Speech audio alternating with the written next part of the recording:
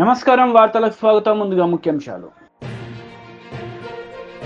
BJP leader Etela Rajender press meet, పలు అంశాలపై వివరణ. టీడీపీ పోలిట్ బ్యూరో సభ్యులు వర్ల రామయ్య మీడియా సమావేశం, పలు అంశాలపై వివరణ. టీడీపీ పోలిట్ బ్యూరో సభ్యులు వర్ల రామయ్య మీడియా సమావేశం నిర్వహించారు. ఈ సందర్భంగా పలు అంశాలపై ఆయన మాట్లాడారు. ఫైల్ కూడా దగ్ధం చేయడానికి లేదు, డిస్ట్రాయ్ చేయడానికి లేదు, ఫైనల్ ఆర్డర్స్ తీసుకోవటానికి వీలేదని చెప్పండి. అధికార మార్పిడి తథ్యం. రాష్ట్రంలో ఓటర్స్ అందరూ, ప్రజలందరూ కూడా ఒక వర్డిక్ట్ ఇచ్చారు. జగన్మోహన్ రెడ్డి గారు అవుట్, చంద్రబాబు నాయుడు గారు ఇన్, ఇది చెప్పేశారు రాష్ట్ర ప్రజలు. ఈ నేపథ్యంలోనే ఎవరండి ఆయన వాళ్ళు అంటారండి, ఈ ఆఫీస్ క్లోజ్ చేస్తారంట. సెంట్రల్ గవర్నమెంట్ చెప్పిందంట, ఈ ఆఫీస్ క్లోజ్ చేస్తారు. అంటే ఈ రోజున ఎంత తొందరపడుతున్నారు. ఎలా క్లోజ్ చేస్తారు? క్లోజ్ చేయడానికి ముందే, సెంట్రల్ గవర్నమెంట్ నుంచి ఆర్డర్ రాకముందే చీఫ్ సెక్రటరీ గారు ఎట్లా నోట్ ఫైల్ ఇస్తారు, ఇదంతా తీస్తాం బయటికి, ఇదంతా బయటకు వస్తుంది. అందుకే అధికార గణానికి తెలియజేస్తున్నా, ఎప్పటి వరకు చాలా తప్పులు చేశారు. తప్పులు చేయని అధికారులు చాలా అరుదుగా ఉన్నారు. That also we know. ఫర్దర్గా తప్పులు చేయొద్దని చెప్పి కూడా మేము విజ్ఞప్తి చేస్తున్నాం. ఏ ఫైల్ కూడా డిస్ట్రాయ్ చేయడానికి లేదు, ఏ ఫైల్ కూడా మీరు క్లోజ్ చేయడానికి లేదు. ఇప్పుడు ఇది చాలా క్రూషియల్ టైం. ఇది మీరు ఏదన్నా నిర్ణయం తీసుకున్నారంటే మీరు తప్పు చేసినట్టు లెక్క. వెయిట్, కొత్త గవర్నమెంట్ వచ్చేంత వరకు కూడా దయచేసి వెయిట్ చేయండి అని చెప్పి కూడా మేము తెలియచేస్తున్నాం. ఈ ఫైల్స్, మాన్యువల్ ఫైల్స్, ఏ ఫైల్ కూడా క్లోజ్ చేయడానికి వీల్లేదని చెప్పి కూడా తెలియజేస్తున్నా. పోలీస్ అధికారులు చాలా కంగారు పడిపోతున్నారు. ఒక పక్క బందోబస్తు చేస్తూనే, ఒక పక్క శాంతి భద్రతలు కాపాడుతున్న మిషన్లో నాటకం ఆడుతూనే చాలామంది అధికారులు పోలీస్ స్టేషన్లో ఎఫ్ఐఆర్లు తగలబెడుతున్నారు. పోలీస్ స్టేషన్లో కేసు ఫైల్స్ అన్ని కూడా డిస్ట్రాయ్ చేస్తూ ఉన్నారు. చేయొద్దని చెప్పి కూడా తెలియజేస్తున్నాం. రాష్ట్ర డీజీపీకి మేము విజ్ఞప్తి చేస్తున్నాం. Ask all the police stations, all police officers not to destroy any file. ఏం చేద్దాం, వచ్చిన తర్వాత అన్ని సమీక్ష చేయిస్తాం. తెలిసి తప్పు చేసిన వాళ్ళు తప్పకుండా శిక్ష అనుభవించవలసిందే. తెలిసి తప్పు చేసిన వాళ్ళు, నేను చాలా జాగ్రత్తగా మాట్లాడేటప్పుడు తెలిసి తప్పు చేసిన వాళ్ళు, కావాలని తప్పు చేసిన వాళ్ళు, అధికార పార్టీకి లాలూచిపడి తప్పు చేసిన వాళ్ళు, అధికార పార్టీ మోచేతి నీళ్లు తాగి తప్పు చేసిన వాళ్ళు కూడా శిక్ష అనుభవించవలసిందే. కనుక director general of police or additional DG administration మీ అందరికి కూడా విజ్ఞప్తి చేస్తున్నాం. Ask all the police officers not to destroy any file without a valid direction. దయచేసి చెప్పండి అని చెప్పండి. మిగతా అధికారులందరూ కూడా నేను తెలియజేస్తూ ఉన్నా. చాలామంది టెయింటెడ్ ఆఫీసర్స్ ఉన్నారు, మచ్చలు పడ్డ ఆఫీసర్స్.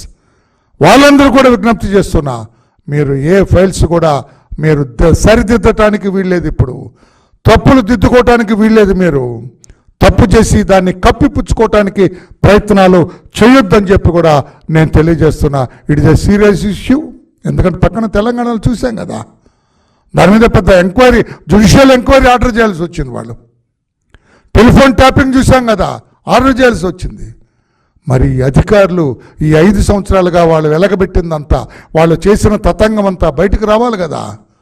అందుకని అధికారులు, నేను కింద స్థాయి అధికారులకు కూడా తెలియజేస్తున్నా, పై అధికారులు ఏమన్నా తప్పు చేయమంటే చేయకండి. మీరు కానిస్టేబుల్స్ ఉంటారు, హెడ్ కానిస్టేబుల్స్ ఉంటారు, ఎస్ఐస్ ఉంటారు, లేకుంటే సెక్రటేరియట్లో కింద సెక్షన్ ఆఫీసర్స్ ఉంటారు, ఇంకా క్లర్క్స్ ఉంటారు. వాళ్ళందరూ కూడా తెలియజేస్తున్నా, మీ అధికారులు ఎవరన్నా తప్పు చేయమంటే చేయకండి. మీ మెడకు కూడా చుట్టుకుంటుంది అది. పక్కన తెలంగాణ రాష్ట్రం చూస్తున్నారు, judicial enquiry is going on. వాటన్నిటి మీద, ఫైల్స్ మాయం మీద. అందుకని మన రాష్ట్రంలో ఒక్క ఫైల్ కూడా మాయం అవటానికి లేదు. ఆల్ ప్రిన్సిపల్ సెక్రటరీస్, సెక్రటేరియట్లో ఉన్న, రాష్ట్రంలో ఉన్న ప్రిన్సిపల్ సెక్రటరీస్ అందరికి కూడా నేను విజ్ఞప్తి చేస్తున్నా, you direct your people not to destroy any file అని కూడా నేను విజ్ఞప్తి చేస్తున్నాను. తర్వాత మన విషయానికి వచ్చినట్లయితే, శాంతి భద్రతలు కాపాడటంలో ఘోరంగా విఫలమైంది రాష్ట్రం. జగన్మోహన్ రెడ్డి గారికి అర్థమైంది తాను వెళ్ళిపో. కాంగ్రెస్ నేతలు మీడియా సమావేశం నిర్వహించారు. ఈ సందర్భంగా పలు అంశాలపై వారు మాట్లాడారు. అతి త్వరలో ముఖ్యమంత్రి గారు ఈ విషయాలు ప్రకటిస్తారు.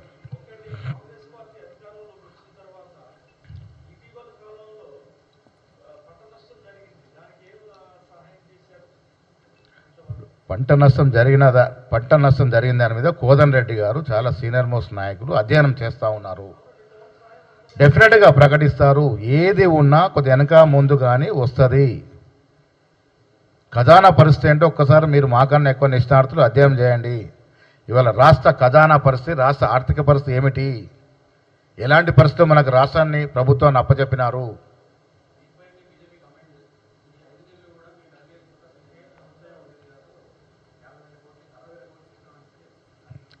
ఈనాటికి కూడా కేంద్ర ప్రభుత్వం నుంచి మనకు రావాల్సినటువంటి అంటే 10 ఏళ్ళు లెక్కేసుకుంటే బకాయిలే దాదాపు 50 లక్షల కోట్లు ఉన్నాయి. అంతేనా చెప్పాలి గారు? ఇఫ్ ఐఎమ్ నాట్ రాంగ్, దాదాపు 50 లక్షల కోట్లు, ఇంకా 50 లక్షల కోట్ల మేరకు కేంద్రం నుంచి రావాల్సిన సాయం ఆగిపోయి ఉన్నది. మరి మూకుమ్మడిగా ప్రభుత్వం చేసుకొని వాళ్ళిద్దరు లోపాయిక ఒప్పందం నేను అడగలేదు, ఆయన ఇవ్వలేదు. ప్రజల ముందుకు వచ్చి మాత్రం మీరు కొట్టినట్టు చేయండి, మేము ఏడ్చినట్టు చేసినామో చేశారు. మాటికి మేము బీజేపీతో సంబంధం లేదంటున్నారు. సిగ్గు ఉన్న నాయకులు ఎవరైనా మాట్లాడేది. ఇవాళ నల్ల చట్టాలు తీసుకొస్తే కేంద్రంలో ఈ కేసీఆర్ ప్రభుత్వం సాయం చేయలేదా? నల్ల చట్టాలు తీసుకొచ్చి 2 రోజులు ధర్నాలు చేశారు మంత్రులు, నాయకులంతా. అరే మేము ఆశ్చర్యపోయాం, మాకన్నా పెద్ద ఎత్తున ధర్నాలు చేస్తున్నారు ఏంటని. 3 రోజులు తోక ముడుచుకుని బిల్లుకు మద్దతు తెలిపినారు. వీరు ఇవాళ రైతుల గురించి మాట్లాడుతూ ఉన్నారు. ఏమీ రాలేదు. ఇంకా కూడా ఈ రాష్ట్రానికి రావాల్సిన వాటా చాలా ఉంది. వివిధ రకాలుగా వివిధ కోర్టులో వివిధ డిపార్ట్మెంట్లో రావాల్సిన బకాయిలు చాలా ఉన్నాయి కేంద్రంలో. రేవంత్ రెడ్డి గారు మొదటే చెప్పారు, మాకు ఎన్నికలు వచ్చినప్పుడే రాజకీయాలు, కేంద్రంలో ఏ ప్రభుత్వం ఉన్నా మాకు రావాల్సిన వాటా విషయంలో బరాబర్ కొట్లాడతాం, సఖ్యతతో ఉంటాం, తెచ్చుకుంటామన్న మాట చెప్పినాడు. కేసీఆర్ లాగా ప్రధానమంత్రి రాగానే దాక్కున్నట్టు చేసి మాకు మీకేదో తీవ్రంగా వైరం ఉన్నట్టు నటించి తద్వారా ఓట్లలో లాభం పొందాలని ప్రయత్నం చేసిండు కేసీఆర్.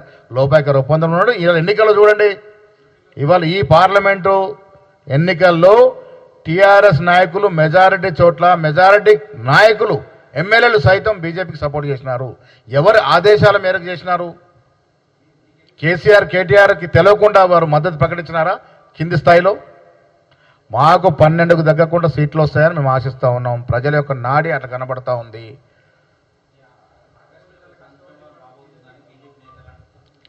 ఆగస్ట్ సంక్షోభం అనేది ఒక ఎన్టీఆర్కే పరిమితం. ఇంకా తర్వాత ఎప్పుడు ఆగస్ట్ సంక్షోభం రాదు కూడా ఈ రాష్ట్రంలో. ప్రజాస్వామ్యం ఈ దేశంలో ఉంది. మాకు ప్రజలు పట్టం కట్టారు, మెజారిటీ స్థానాలు ఇచ్చారు.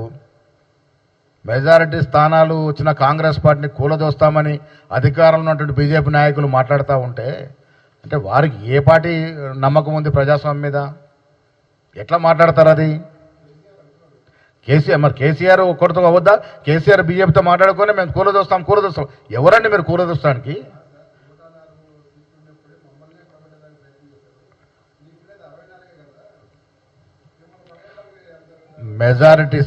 మెజారిటీ సీట్లు మాకున్నాయి. సమర్థవంతమైన పాలన రేవంత్ రెడ్డి నాయకత్వం నడుస్తూ ఉంది. దేనికోసం పడగొడతారు? అంటే మీరు 10 ఏళ్ళేది ఎలగబెట్టారు, ప్రజలు మీరు కోరుకుంటారనా? ప్రజలను మీరు తిప్ప చేసి మీరు ఇంటికి పంపినారు కదా. అసెంబ్లీలో బీజేపీ టీడీపీ లీడర్ మీడియా సమావేశం నిర్వహించారు. ఈ సందర్భంగా పలు అంశాలపై ఆయన మాట్లాడారు. ఏం ఉద్ధరించావు, నీకు ఎంపీ సీట్లు వస్తాయి. ఇవాళ వైనాట్ పులివెందుల అని ప్రజలు అడుగుతున్నారు. కడప జిల్లాలో కడప ఎంపీ కూడా గెలవబోతున్నాం అనే సమాచారాలు బయటకు వస్తూ ఉన్నాయి. ఇటువంటి పరిస్థితుల్లో ఈరోజు 3 రోజుల తర్వాత బయటకు వచ్చి ఇటు సోషల్ మీడియా కానీ మీడియా కానీ దేశం అంతా రాష్ట్రం అంతా ఘోషిస్తూ ఉంటే తట్టుకోలేక ఈరోజు నీ బెంచ్ కంపెనీలో నువ్వు పెంచి పోషించిన ఈ సైన్యం, ఈ ఐపాక్ ముఠా వాలంటీర్ వ్యవస్థను అడ్డం పెట్టుకొని ప్రజల వ్యక్తిగత సమాచారాన్ని, వ్యక్తిగత డేటాని ఇవంతా కూడా చోరీ చేసిన ముఠా ఐపాక్ రుషిపా సింగ్ ముఠా. వీళ్ళు చేసిన దోపిడీ, వీళ్ళు చేసిన డేటా చోరీ ఇవన్నీ కూడా రాబోయే ప్రభుత్వం ఎన్డీఏ కూటమి చంద్రబాబు గారి నాయకత్వంలో ఎన్డీఏ ప్రభుత్వం ఏర్పడుతుంది. ఈ ఐపాక్ టీం ఈ డేటా చోరీ, రాష్ట్ర ప్రజల వ్యక్తిగత సమాచారం, వ్యక్తిగత భద్రతా సమాచారాన్ని వాలంటీర్ వ్యవస్థ ద్వారా చోరీ చేసి జగన్మోహన్ రెడ్డి ఐపాక్ టీంకి కట్టబెట్టాడు. ఇవాళ దేనికి నీ మిడిసిపాటు, నీ బడాయ్ బాబాయిని గొడ్డలతో చంపిన ముద్దాయిల్ని నీ తమ్ముడు అవినాష్ రెడ్డిని కాపాడుతున్నందుకు నిన్ను గెలిపిస్తారా?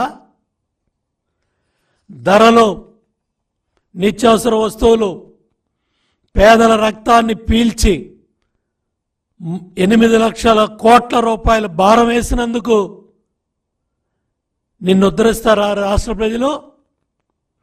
ఎస్సీ ఎస్టీ సప్లాన్ అన్ని నిధులు 1,50,000 కోట్లు నిధులు మళ్లించి ఏం ఉద్ధరించావని మళ్ళీ పగటకల్లకంటున్నావు. జగన్ రెడ్డి సమాధానం చెప్పమని కూడా నేను అడుగుతా ఉన్నా. అన్నా క్యాంటీన్లో పేదవాడికి అన్నం పెడితే ఓరవలేకపోయావు, పెళ్లి కానుకలు ఇస్తే ఓరవలేకపోయావు, 100కు పైగా ఎస్సీ ఎస్టీ బీసీ మైనార్టీ పథకాలన్నీ రద్దు చేశావు. దీనికోసం నువ్వు కళ్ళగంటున్నావు. మద్యపాన నిషేధం చేస్తేనే ఓట్లు అడుగుతా ఉన్నావు. అవన్నీ మర్చిపోయావు. మాట ఇచ్చావు, మాట తిప్పావు. దానికోసం నీ మిడిసిపాటు. నాసిరకం మద్యం, విషపూరిత మద్యం, 35,000 మంది సామాన్య పేద మధ్యతరగతి కుటుంబాలు మంగళసూత్రాలు తెంచినందుక మీ మిడిసిపాటు? కరెంట్ ఛార్జీలు 3 పెంచినందుక మీ మిడిసిపాటు? బస్ ఛార్జీలు పెంచినందుక మీ మిడిసిపాటు? ఇసుక ధరలో అడ్డగోలుగా 4 రెట్లు పెంచి 40 లక్షల మంది భవన నిర్మాణ కార్మికులు పొట్టగొట్టినందుక మీరు గెలుస్తానని ఎగిరెగిరి పడతా ఉన్నారు? 30,000 మంది మహిళలు అదృశ్యమయ్యారని కేంద్ర సంస్థల పార్లమెంట్లో చెప్తే సమాధానం చెప్పే ధైర్యం మీ ప్రభుత్వం దగ్గర లేదు. జాబ్లెస్ క్యాలెండర్ ఇచ్చినందుకు నిరుద్యోగ యువత కసిగా ఇవాళ ఎంత పెద్ద ఎత్తున బూతుల దగ్గరికి వచ్చి యువత పెద్ద ఎత్తున చైతన్యంతో ఓటేస్తే తట్టుకోలేక 72 గంటల తర్వాత బయట వచ్చి నేను 20 ఎంపీలు గెలుస్తా, 22 మంది ఎంపీలు గెలుస్తానని జప్పాలు డప్పాలు కొట్టుకుంటున్నావా జగన్ రెడ్డి? రివర్స్ పిఆర్సీ ఇచ్చినందుక నీకు ఓటేస్తారు. 4 లక్షల మంది ఉద్యోగ సోదర సోదరీమణులంతా కూడా మండు టెండర్లో 90% పైగా 4 రోజులు నిలబడి మీరు ఎన్ని ఇబ్బందులు పెట్టినా కసిగా ఓట్లేసిన ఉద్యోగస్తుల కుటుంబాలు కనపట్టలేదా జగన్ రెడ్డి అని కూడా నేను అడుగుతా ఉన్నా. పోలవరాన్ని నట్టేటా ముంచేశావు, గోదావరిలో నదుల అనుసంధానాన్ని గాలికి వదిలేశావు, ప్రాజెక్టులన్నీ నట్టేటా ముంచేశావు, రాయలసీమ ప్రాజెక్టుని గాలికి వదిలేశావు, రాయలసీమ ద్రోహిగా చరిత్రలో ఉంటావు. ఇందుకోసం బీజేపీ లీడర్ మీడియా సమావేశం నిర్వహించారు. ఈ సందర్భంగా పలు అంశాలపై ఆయన మాట్లాడారు. స్పష్టత లేనటువంటి ఒక వ్యక్తి ఈ ముఖ్యమంత్రి రేవంత్ రెడ్డి అని చెప్పని నేను పేర్కొంటా ఉన్నా. రుణమాఫీ అని పదే పదే మాట్లాడుతూ రైతులని శాశ్వతంగా రుణగ్రస్తులుగా చేస్తున్నటువంటి వ్యక్తులు ఈ రేవంత్ రెడ్డి ప్రప్రథముడు అని చెప్పని నేను ఈ సందర్భంగా పేర్కొంటా ఉన్నా. ఇకపోతే పరపతి రుణాలు, సహకార సంఘంలో సాగవలసినటువంటి ఒక పరపతి రుణాలు అది దిక్కే లేకుండా పోయింది. సహకార రంగాన్ని పూర్తిగా నిర్వీర్యం చేసింది. అసలు వ్యవసాయాన్ని సంక్షోభంలోకి నెట్టేసేటువంటి విధంగా ఈ ప్రభుత్వం వ్యవహారం తీరు ఆ దిశలో పడతా ఉందని చెప్పని నేను పేర్కొంటా ఉన్నా. ఇంకొక వైపున సబ్సిడీ విత్తనాలు ఉచిత పంపిణీ గాలికి వదిలేశారు. సబ్సిడీ పైన ఏర్పాటు కావాల్సినటువంటి డ్రిప్పు స్ప్రింక్లర్ నీటి మీద రాతల్లాగా మిగిలిపోయినాయి. రైతు బంధు జాప్యం మనం చూస్తూనే ఉన్నాం. అదనం ఇస్తారా ఈరోజు తెలియనటువంటి ఒక పరిస్థితి.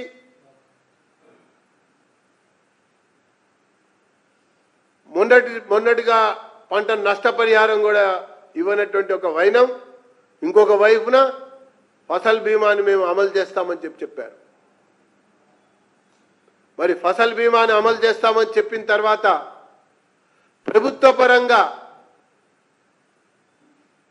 పంట విస్తీర్ణానికి మొత్తంగా వీళ్ళు ఆ ఫసల్ బీమాలో రాష్ట్ర వాటా కట్టినట్టయితే ఆ మొన్న నష్టపరిహారం అన్న ఆ రకంగా వచ్చేది.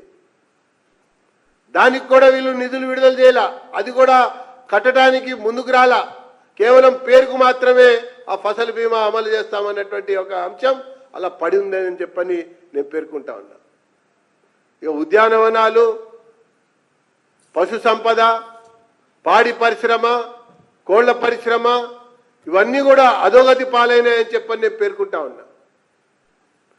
ఈ యొక్క వ్యవసాయం సంక్షోభ దిశగా అడుగులు పడుతున్నాయని చెప్పని నేను పేర్కొంటున్నా. ఒకవైపున ఆర్థిక సంక్షోభం, దివాలా తీసిన ఖజానా,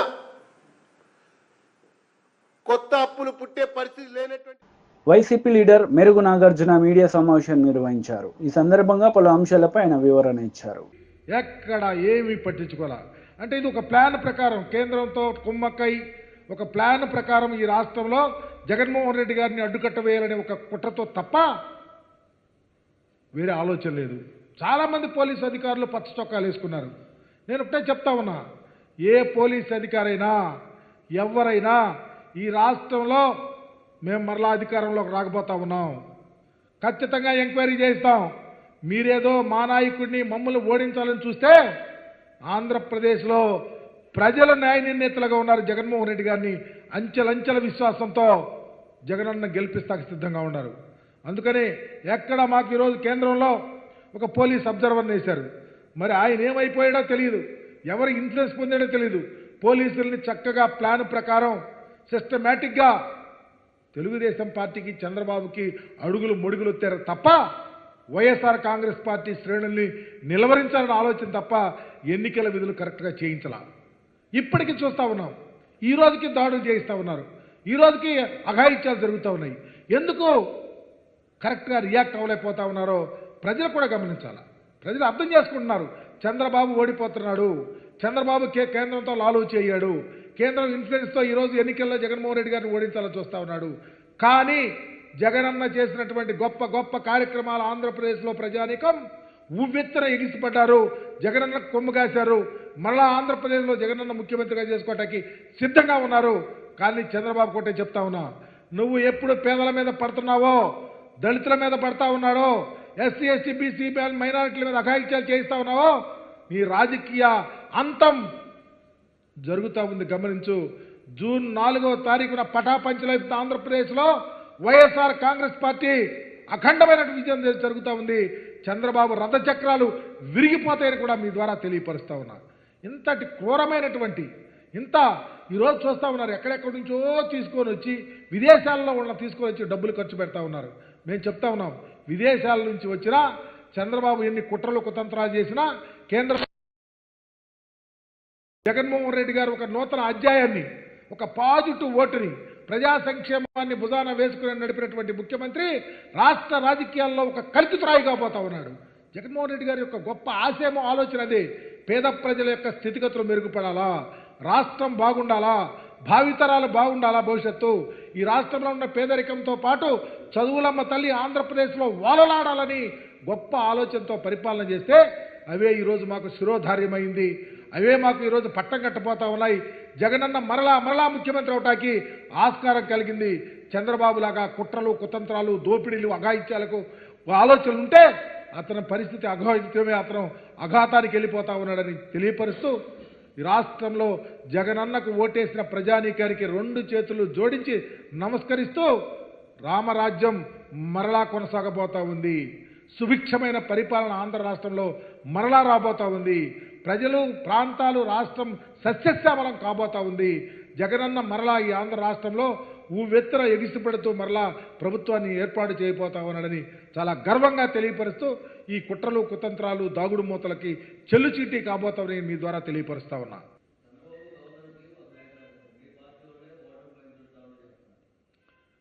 చంద్రబాబు గవర్నర్కి ఒక ఉత్తరం రాశాడు, మా పార్టీ వాళ్ళు. ఒకసారి కళ్ళు లేని కబోజులు కాదు. జనసేన లీడర్ మీడియా సమావేశం నిర్వహించారు. ఈ సందర్భంగా పలు అంశాలపై ఆయన మాట్లాడారు. మహానాయకుడు ఎగినప్పుడు మీరు ఏం చెప్పినా చేస్తానని చెప్పి ఆయన భావాన్ని యథాతథంగా అమలు చేసి చూపించిన వ్యక్తి అయినా. తర్వాత ఆయన కూడా గత 2-3 నెలల నుంచి ఫ్యామిలీ వదిలేశారు. మధ్యలో ప్రెసిడెంట్గా పిలిస్తే వెళ్ళి మళ్ళీ వెంటనే వచ్చాను. సో ఆయన మనసా వాచాకారంగా పనిచేసిన వ్యక్తి. నా స్నేహితుడుగా కాదు, జనసేన నాయకుడిగా ఎంత కష్టపడ్డాడు నాకు తెలుసు ఇవాళ. సో నా స్నేహితుడు కాదు కానీ నిజంగా అంత కష్టపడి ప్రతి చోటుకి వెళ్ళాడు, ప్రతి వాళ్ళని కలిశారు. ప్రతి వాళ్ళు ఆవేశంలో ఆయన ఎన్నో మాట్లాడినారు, కానీ ఆవేశాన్ని అర్థం చేసుకున్నాం తప్ప తప్పుగా అనుకోలేదు. ఎందుకంటే అడిగిన వాళ్ళందరూ మంచి ఉద్దేశిస్తున్నారు కానీ వాళ్ళు ఆవేశంతో మాట్లాడారు. సో అవన్నీ మనస్ఫూర్తిగా తీసుకొని చాలా చక్కగా తృప్తిగా ఉన్నారు ఆయన. ఇవాళ ఆయన అందరికీ మనస్ఫూర్తిగా సేవ చేసినందుకు మీరు ఆయన ఒకసారి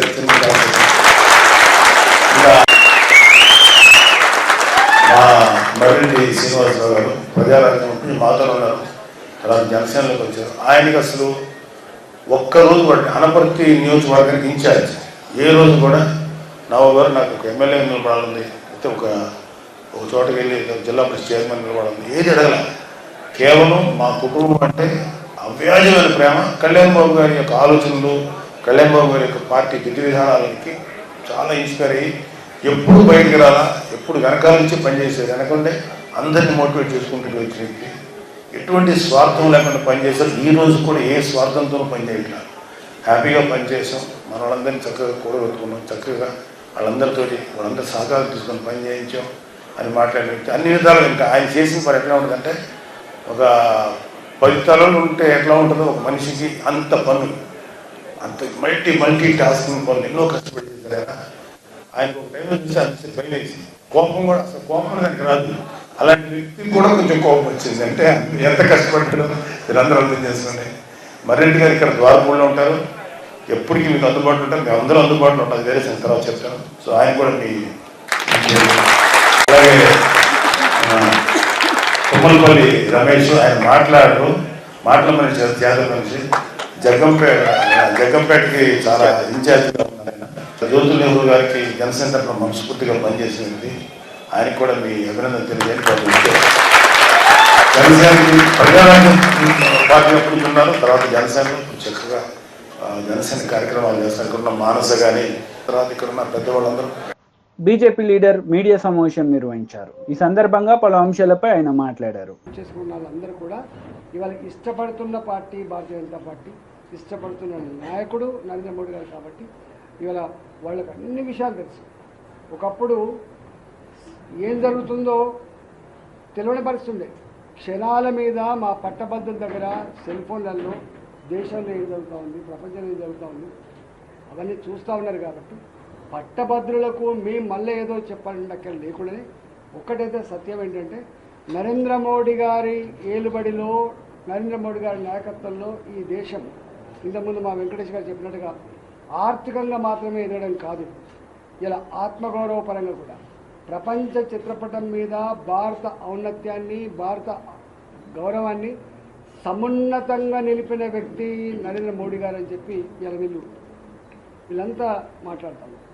మొన్న మేము ఎన్నికలు చూస్తే మాకు బాగా ప్రచారం చేసిన దాంట్లో ఐటీ ఎంప్లాయీస్ కావచ్చు, ప్రభుత్వ ఉద్యోగులు కావచ్చు, వాళ్ళకు బయటికి చెప్పుకునేటువంటిది ఉండకపోవచ్చు, కానీ రిటైర్డ్ ఎంప్లాయీస్ కావచ్చు, పట్టభద్రులు కావచ్చు, మొట్టమొదటి అసలు అంటే ఎవరు చెప్పకపోయినా, ఎవరు పిలవకపోయినా వాళ్ళంతటా వాళ్ళే బాధ్యతగా భావించి వాళ్ళు మా ఎన్నికల్లో మా గెలుపు కోసం ప్రయత్నం చేసింది. కాబట్టి డెఫినెట్గా ఇవాళ వరంగల్, ఖమ్మం, నల్లగొండ, ఉత్తర తెలంగాణకి చాలా గుండెకాయ లాంటి జిల్లాలు, చైతన్యానికి మారుపేరు ఉన్న జిల్లాలు ఈ 3. ఇవాళ చైతన్యానికి మారుపేరు ఉన్నటువంటి జిల్లాలు. కాబట్టి డెఫినెట్గా మా పట్టభద్రులందరూ కూడా ఇవాళ నరేంద్ర మోడీ గారిని బలపరచాలని చెప్పి సంకల్పంతో ఉన్నవాళ్ళు. కాబట్టి ఎక్కడికక్కడ మీరే ఎక్కడికక్కడ కథానాయకులై ఇవాళ గుజ్జల ప్రేమేంద్ర గారిని గెలిపించడం ద్వారా నరేంద్ర మోడీ గారికి మళ్ళీ మద్దతు ఇచ్చినట్టుగా ఇలా ఈ దేశానికి మళ్ళీ మనం ఓటేసుకునేటువంటి భాగ్యంగా భావించాలి. కాబట్టి దయచేసి మీరందరూ కూడా గొప్పగా పాల్గొని గెలిపించాలని చెప్పుకుంటున్నాను. ఇవాళ BRS party today irrelevant party, దానికి ఇవాళ ఎక్కడ లేదు, నా ఇక్కడ లేదు అక్కడ లేదు. ఇంతకుముందు మా రామచంద్ర గారు చెప్పినట్టుగా ప్రజాస్వామ్యం పరిడవిల్లాలంటే చట్టసభలలో అధికార పక్షం కావచ్చు ప్రతిపక్షం కావచ్చు స్ట్రాంగ్గా ఉండాలి. ఇవాళ ఏకపక్షంగా ఉండేటువంటి ఆస్కారం ఉంది.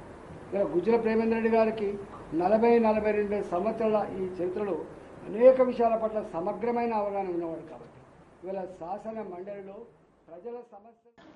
వార్తలు ముగించే ముందు ముఖ్యాంశాలు మరోసారి. BJP leader Etela Rajender press meet, పలు అంశాలపై వివరణ. టీడీపీ పోలిట్ బ్యూరో సభ్యులు వర్ల రామయ్య మీడియా సమావేశం, పలు అంశాలపై వివరణ.